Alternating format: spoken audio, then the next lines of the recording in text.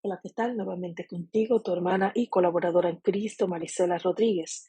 En esta ocasión, con una palabra para ti que vamos a extraer del libro de Éxodo. Y como recordarás, estamos hablando no solamente llevando una palabra de revelación, una palabra para ti a través de las escrituras, pero también una palabra de conocimiento. Y deberás recordar que hemos estado hablando cronológicamente desde el Génesis, donde primero hablamos acerca de la creación y luego hablamos acerca de los patriarcas. ¿Y qué fue lo que pasó con los patriarcas? Bueno, pues que los patriarcas Abraham, Isaac, Jacob y José son las personas que Dios eligió como los primeros padres de donde vendría la simiente prometida en Génesis 3:15. Si recordarás, Dios creó a Adán, le dio dos hijos, Caín y Abel. Caín mató a Abel y luego Dios le dio un tercer hijo llamado Set. Pasaron 10 generaciones, nació un hombre llamado Noé, donde ocurrió el diluvio. Luego quedó este Noé con 3 hijos y de estos 3 hijos eligió Dios al que se llamaba Sem. Pasaron 10 generaciones y de este Sem nació nuestro primer patriarca, a quien Dios llamó y le hizo promesas, aparte de prometerle acerca de la simiente que sería bendición para todas las naciones de la tierra. También le prometió una tierra prometida. Es importante que conecte estas informaciones para el conocimiento histórico que involucra a Dios en medio de nosotros, cómo Dios se ha relacionado con el hombre a través de la historia para cumplir sus propósitos de amor, sus propósitos de redención. Una vez que el hombre cayó, Dios determinó que lo levantaría y sería a través de esta simiente. Antes de entrar a lo que vamos a aprender hoy, es importante tener 3 puntos en cuenta. Primero, que de los hijos de Jacob, a quien luego se le dio el nombre de Israel, de estos hijos a quien Dios eligió para seguir el linaje de la simiente, fue a Judá, el cuarto hijo. Luego también es importante recordar que Jacob, Israel, bendijo no solamente sus hijos, pero también bendijo los hijos de José, Efraín y Manasés, por lo que ellos entran a ser parte de las tribus de Israel. Luego tienes que recordar también que Leví no entra a ser parte de las 12 tribus que reciben herencia. Más adelante vamos a hablar de ello con más amplitud, pero es bueno que estos puntos lo tengas presente. Y aquí, habiendo estudiado acerca de los patriarcas, Abraham, Isaac, Israel y José, recuerda que cuando cerramos Génesis en el capítulo 50, lo cerramos con la muerte de José y luego entramos al libro de Éxodo y primero que nada hablamos acerca de Moisés. ¿Por qué? Porque este fue el hombre que Dios eligió para traer liberación a la nación de Israel, al pueblo de Israel. ¿Y cómo se llevaron a cabo estas cosas? Bueno, recordará todo lo que ya hablamos acerca de Moisés. Y si tú no escuchaste el audio anterior, pues yo te invito a que lo escuches o que vayas directamente a la Biblia y leas todo lo que la Biblia nos enseña acerca de este líder que Dios eligió para libertar el pueblo de Israel. Y entrando ya específicamente al libro de Éxodo, es bueno conocer también algunos pequeños detalles.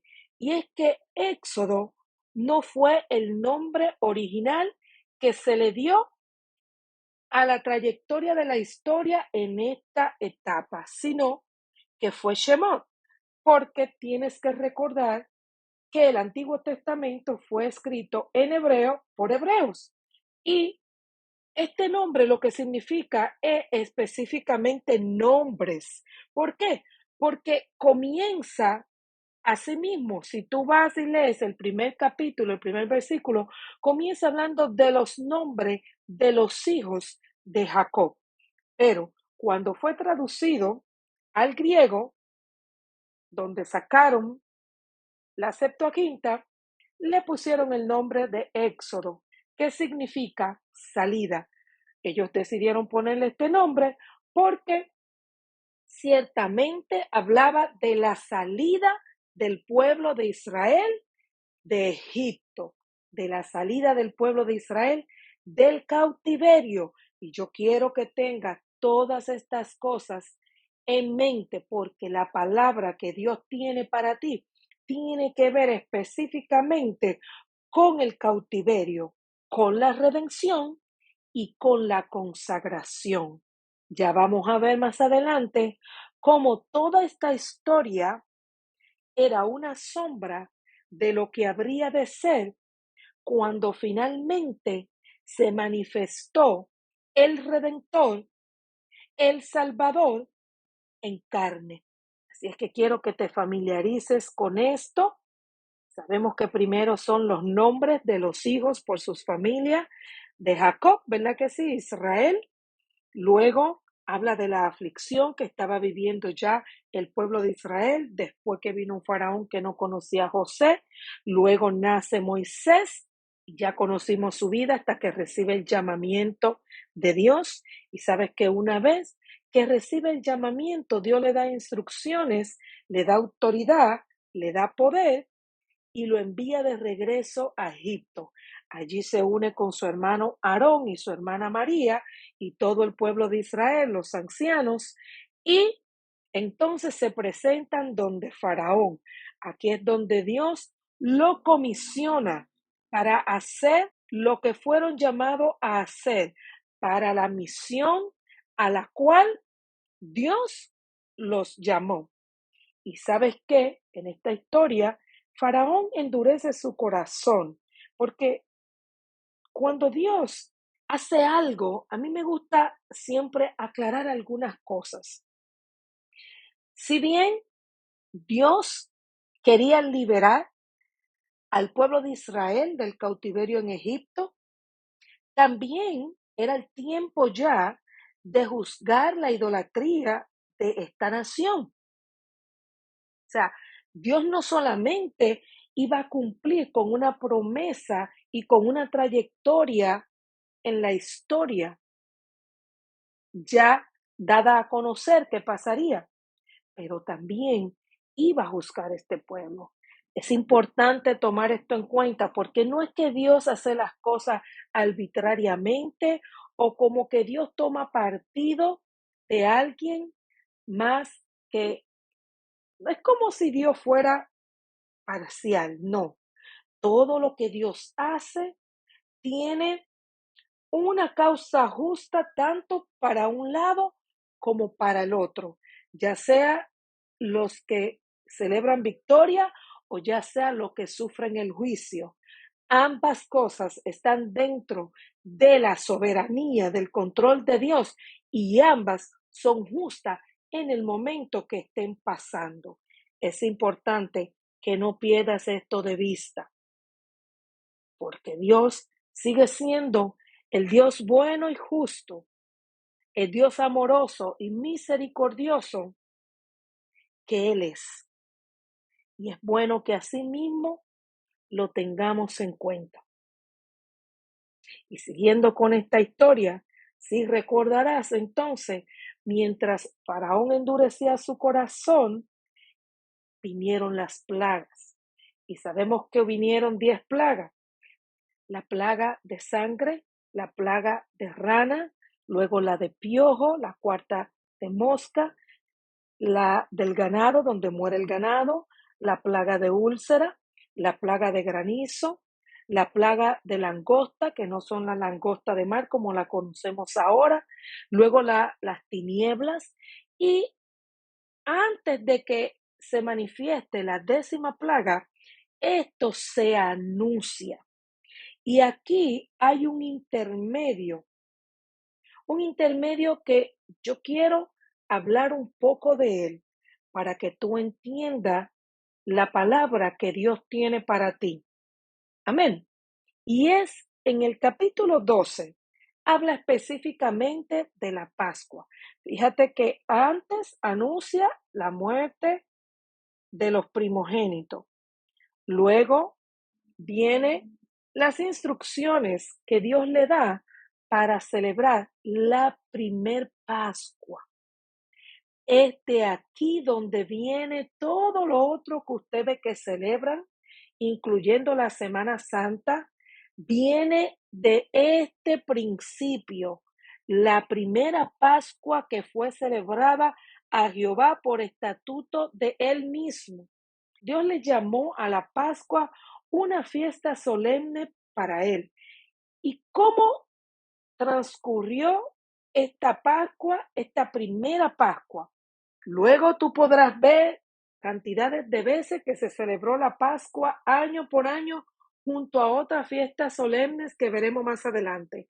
Pero esta primera Pascua, ¿qué le dijo Dios?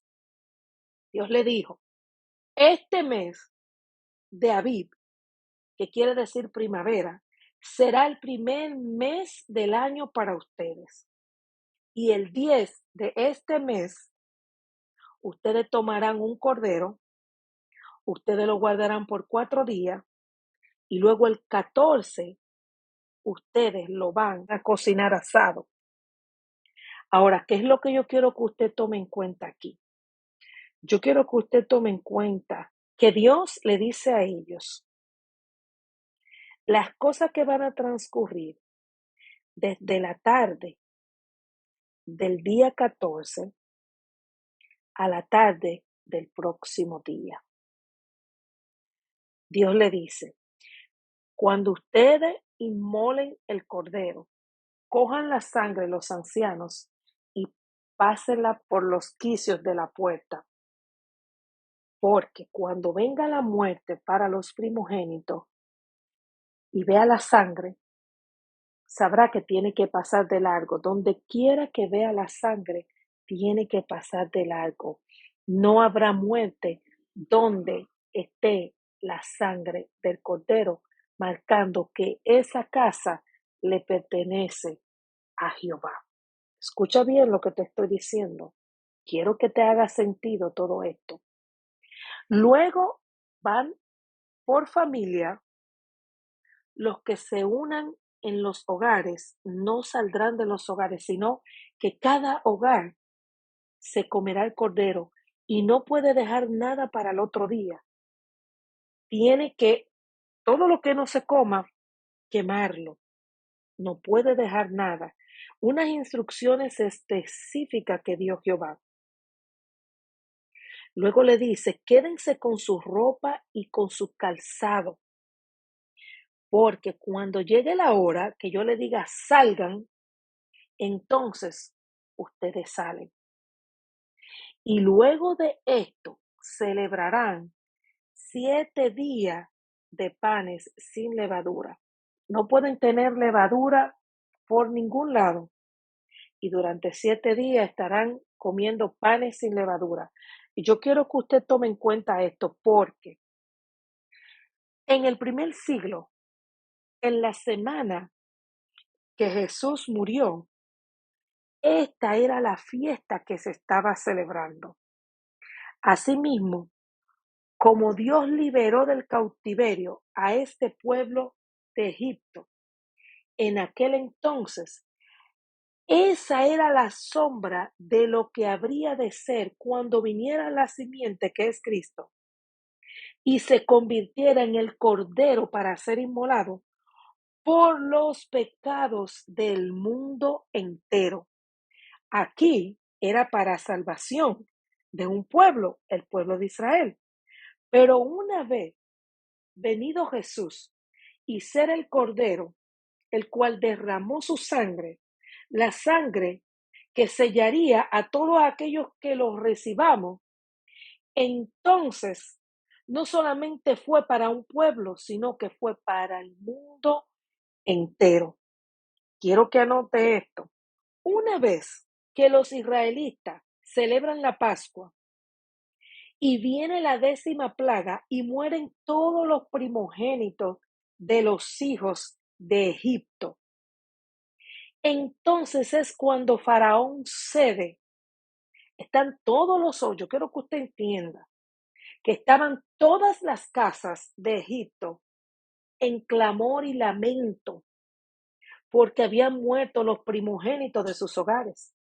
Y es en este mismo momento, para cumplir también con la promesa de Dios, que Dios le dice, esta es la hora, y ellos salen, y las casas de los egipcios le entregan el oro y las vestimentas para los hijos y para ellos.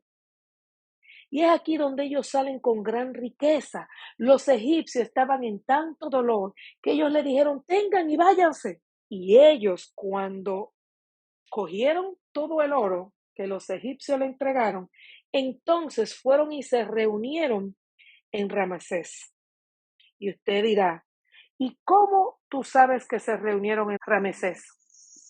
Porque cuando ellos salieron de Egipto, dice que salieron de Ramesés y acamparon en Sucot. Y es aquí donde vamos a leer. ¿Por qué? Porque si recordará, te había dicho que estaba orando para que el Espíritu Santo me dé una forma cronológica para expresar estos 4 libros que tienen tantas cosas que se repiten.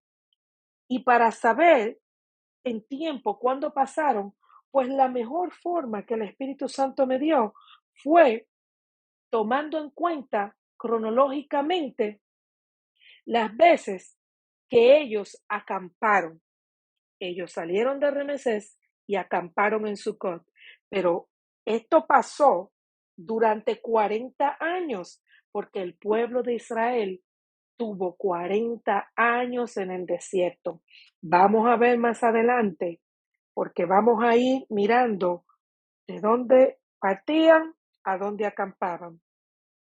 Vamos a tratar de recopilar los hechos más importantes en esos lugares y de aquí el mismo Espíritu Santo también nos seguirá dando palabra de vida para todos aquellos que han salido del cautiverio del mundo, han sido redimidos, han sido rescatados para vida eterna. Y más adelante, entonces, te diré algo más que está aquí también escrito en este tiempo de esa historia presente, pero también está en nuestra historia presente, tuya y mía, con nuestro Redentor Jesús. Pero yo quiero que leamos aquí en Éxodo 12 versículos, vamos a leer desde el 37 específicamente al 42. Y quiero que escuches bien lo que dicen estos versículos. Partieron los hijos de Israel de Ramesés a Sucot, como 600,000 hombres de a pie, sin contar los niños.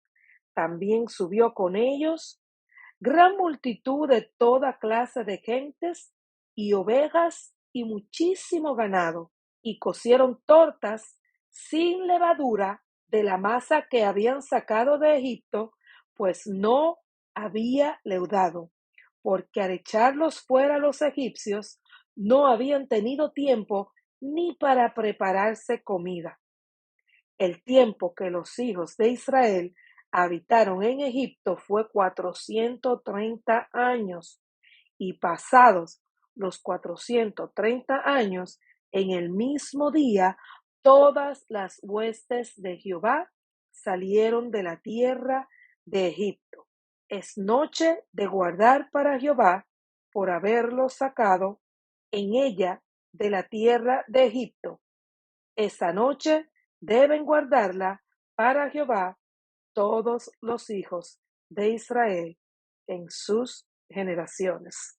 Aquí le estaba diciendo el Señor que esta noche debían guardarla todos los hijos de Israel en sus generaciones para Jehová. O sea, la celebración de la Pascua. Y es aquí como Dios comienza a formar el pueblo de Israel. Como te dije, cada parada que ellos hagan nos servirá a nosotros para saber en qué forma Dios nos comienza a formar una vez que nos libera del cautiverio del mundo. Pero quiero aclarar algo aquí. Todo esto pertenece al antiguo pacto, que es lo que quiere decir Antiguo Testamento. Actualmente vivimos en el nuevo pacto que también fue prometido. Y el antiguo pacto fue un pacto nacional con un pueblo. El nuevo pacto es un pacto mundial con todas las naciones. Y cada pacto tiene especificaciones diferentes. Es importante que tú entiendas que esta historia que estamos aprendiendo y estas leyes y estos estatutos y estos preceptos, estos mandamientos que Dios le dio a aquellas personas en aquel tiempo, tenían que ver con un pacto nacional. Si bien, como dijo Pablo, toda la escritura, refiriéndose al Antiguo Testamento, porque cuando él dijo esto no había Nuevo Testamento, y él dijo que toda escritura era buena para enseñar, para corregir, para redarguir, sí, para conocer al Señor.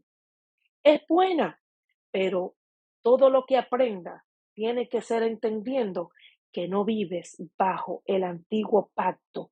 El antiguo pacto, el Antiguo Testamento fue un pacto nacional, fue un pacto con un pueblo que lo daría a conocer y a través del cual vendría la simiente con un nuevo pacto para todas las naciones de la tierra. Y quiero que aquí captes algo. ¿Qué es lo que vamos a aprender de esta historia para extraer la palabra que Dios tiene para ti? Quiero que compares que Dios usó un cordero, una fiesta de Pascua, para la salvación que estaban viviendo los israelitas en la nación de Egipto. Es importante que tú entiendas que nosotros también en el mundo vivimos bajo ese cautiverio. Hay mucha escritura en el Nuevo Testamento que nos habla de esto, pero puedes leer en Efesios 2, desde el versículo 2 al 3, donde Pablo habla acerca de lo que éramos antes, por quién estábamos gobernados antes. Cuando estábamos en el mundo, vivíamos cautivos bajo el gobierno del príncipe de los aires, Satanás. Una vez que recibimos a Cristo como el Cordero que derramó su sangre para rescatarnos, para redimirnos, para darnos vida, vida en abundancia, vida eterna. Y ahí mismo lo dice Pablo en los próximos versículos de Efesios 2, del 4 al 6. Antes vivíamos cautivos bajo el maligno. Ahora hemos sido redimidos por su amor, por su sacrificio, por su sangre. ¿Y para qué fuimos redimidos? Pues yo quiero que tú observes que aquí, después que la palabra dice que los israelitas partieron de Ramesés a Sucot, y tú lees todo esto del capítulo 12, entonces en el capítulo 13 habla de la consagración de los primogénitos. Y esta es la palabra que Dios tiene para ti. Tal vez a ti te han predicado una salvación y una vida eterna sin consagración. Y si te lo han predicado así, entonces no te han dicho toda la verdad, porque la verdad es que Dios no solamente nos rescató, no solamente nos redimió, no solamente nos limpió, no solamente nos regaló vida eterna, pero también nos ha llamado para consagrarnos, para santificarnos. ¿Y qué es consagración? Pues cuando tú buscas la consagración tiene todo que ver con un uso exclusivo para Dios. O sea, que cuando Dios te redime, no solamente Él te salva para vida eterna, pero también te aparta para su uso exclusivo. Tú fuiste llamado para ser consagrado para el servicio de Dios. Es importante que entienda esto, porque así como en aquel tiempo Dios le dio formación a este pueblo, así también en este tiempo Dios te va a dar una forma a ti. Así como hemos estado hablando de que Dios le dio una forma a todos sus siervos a través de los tiempos, específicamente los últimos que hablamos, José y Moisés, así también Dios te rescató a ti para darte una forma. Hay un propósito que Dios tiene ya planificado para tu vida.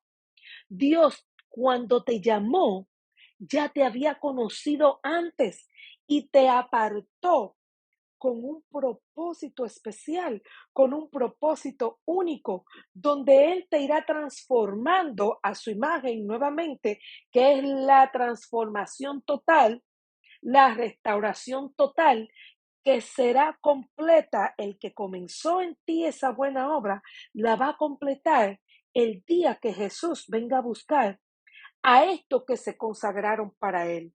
Porque es importante también que sepa que cuando Dios sacó a este pueblo de Ramesés, era para llevarlo a una tierra que Él le prometió llamada Canaán. Y cuando Dios te saca a ti del mundo, también Jesús le prometió a los que se consagraron y los que se siguen consagrando a través de estos tiempos hasta que regrese a buscarlo, Él les prometió que Él iba a ir al cielo y que allá en el cielo Él iba a preparar morada para que donde Él esté, también los consagrados estén. Así como Dios apartó esta nación para ser un pueblo santo, de reyes y sacerdotes para Él, así también Jesús nos saca del mundo para que seamos santos, reyes y sacerdotes para Él. Y la morada en el cielo es para todos aquellos que cumplan con la misión. Yo quiero que tú tengas claro esto, porque esta misión no tiene que ver con una bendición de prosperidad material. Como he dicho antes, todo eso solamente son recursos para la expansión de la obra, de usted ir, de la comisión, del testimonio, ir por todo el mundo, bautizando en el nombre del Padre, del Hijo, del Espíritu Santo, haciendo discípulos y enseñándoles. ¿Por qué? Porque tenemos que aprender todo el ejemplo que Jesús dejó, porque el lugar donde vamos a vivir es un reino donde hay un tipo de vida en el cual usted y yo tenemos que acostumbrarnos a vivir desde ahora para cuando lleguemos a aquel lugar. En Apocalipsis habla bastante de estas cosas. Esto no es un paquito, un cuento de hadas, no, esto es real. Si bien esta historia es real, todo lo demás que ha pasado es real. También lo que está por acontecer es real. Todas las personas que se consagren para Dios, habiendo sido rescatados del mundo por la sangre del Cordero, todas estas personas, si se mantienen fieles hasta el final, irán a una ciudad que Dios mismo tiene lista para este pueblo, pueblo el cual el día de hoy le llaman la iglesia. Yo quiero que usted entienda que el propósito de Dios en la historia de los hombres fue revelado a través del pueblo de Israel, pero fue manifestado a través de Jesucristo, que es el mediador supremo. Él mismo dijo en Juan 14:6 que Él era el camino, la verdad y la vida. El apóstol dijo en Hechos 4:12 que el único nombre dado a los hombres a través del que podemos ser salvos es Jesús. Así es que es importante que usted entienda que nosotros también hemos recibido la sangre del Cordero para consagrarnos, para hacer un uso exclusivo para Dios, y que este uso tiene que ver con seguir dando testimonio de Jesús aquí en la tierra mientras vamos siendo transformados, y que así como el pueblo de Israel salió un día de Egipto para llegar a Canaán, también la iglesia salió un día del mundo para llegar a la nueva Jerusalén, pero que solamente aquellos que verdaderamente se consagren entrarán a esta ciudad. Como también lo expresó el apóstol Pablo, hay muchos que se hacen pasar, pero no son. Pero Dios no puede ser burlado. Dios no puede ser engañado. Dios sabe todo lo que pensamos, todo lo que hacemos, cuáles son nuestras motivaciones. ¿Son obedecerlo a Él? ¿Son en obediencia al diseño de Él? ¿Son en consagración a Él? Verdaderamente hemos sido sacados del mundo y estamos consagrados al servicio de Dios, haciendo la voluntad de Dios, cumpliendo las obras que Él preparó de antemano para nosotros, que Él nos va a dar a conocer cuando estamos dispuestos a obedecerle. Dios nos conoce. Dios sabe quiénes son los que le pertenecen a Jesús.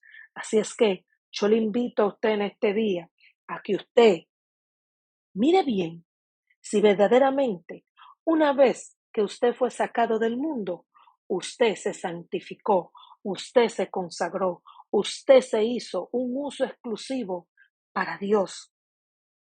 Revise y asegúrese, porque en aquel día, cuando Jesús venga y se lleve a la iglesia, será el llorar y el crujir de dientes, porque muchos que se llaman ser cristianos el día de hoy no partirán con él. Y será muy triste aquel día. Y solamente aquellos que se mantienen firmes día a día, que recibieron la salvación, pero también la santificación, partirán con el Señor. Esta es la palabra que Dios tiene para ti en este día. El que esté santificado, santifíquese más, porque Jesús regresará a buscar un pueblo, una iglesia mundial de toda lengua, de todas naciones, para morar eternamente con Él en la Nueva Jerusalén. Estos son los que resucitarán primero, ha dicho Dios. Tu hermana y colaboradora en Cristo, Marisela Rodríguez. Que Dios te bendiga.